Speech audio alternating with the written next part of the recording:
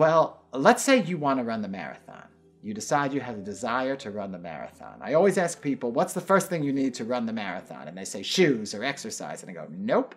The first thing you need to run the marathon is the thought that you can run the marathon. Otherwise, you wouldn't start.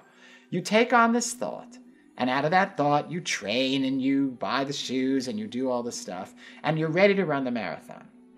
Now, I don't care if you're the person who wins the marathon every year. When you get to mile 20, your feet hurt. You can't breathe. You are starving. You are thirsty. You are in muscle pain. If you decide that you cannot tolerate those sensations that come with mile 20 of the marathon, there's a very easy way to stop them. Exchange the thought, I can run the marathon, for the thought, I can't run the marathon. And you will stop running and you will feel better.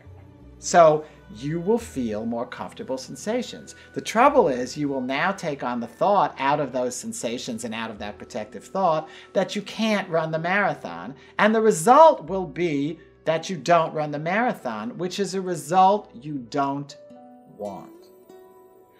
But you have successfully avoided the sensations that were painful.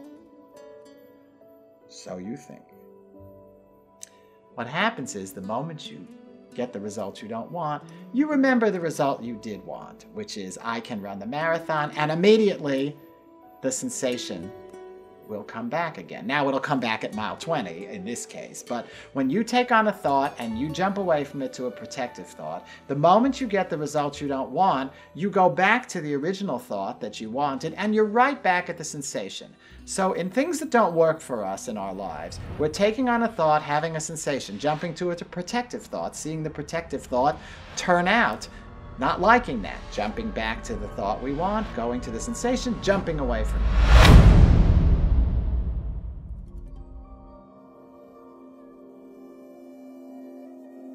Can you see how challenging and confusing this can be? As we move toward what we want, we get more and more uncomfortable.